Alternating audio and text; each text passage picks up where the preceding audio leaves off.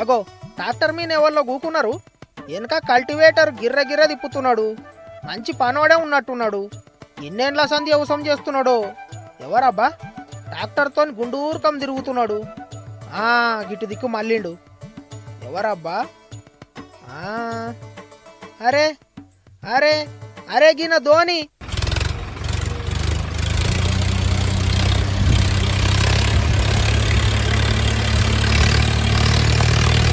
చూసిండ్రా, బ్యాటు చక్రం లెక్క గిర్ర గిర్ర తిప్పి సిక్సుల మీద సిక్సులు కొట్టే ధోని ఇప్పుడు శెల్కల దిగి వ్యవసాయం చేస్తున్నాడు.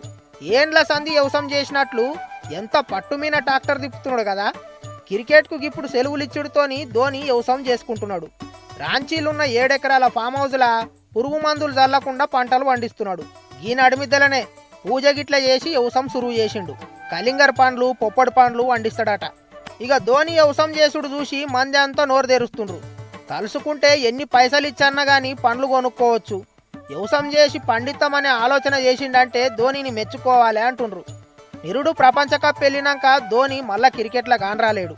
మధ్యలో మిలిటరీల షరీక్ అయ్యి బార్డర్ల పనిచేసిండు. ఇక ఈ 3-4 నెలల సంధి ఫామ్ హౌస్లోనే ఉంటాడు. నెత్తిమీన తెల్లెంటికెలు తెల్లగడ్డంతో ధోని అస్సలు కూనం పట్టరాకుండా తయారైండు. ఏమైతేనేం గాని మొన్నటిదాకా జవాను, ఇప్పుడు రైతు. మొత్తానికి జై జవాన్ జై కిసాన్ అంటున్నాడు ధోని. డౌన్లోడ్ మోజ్.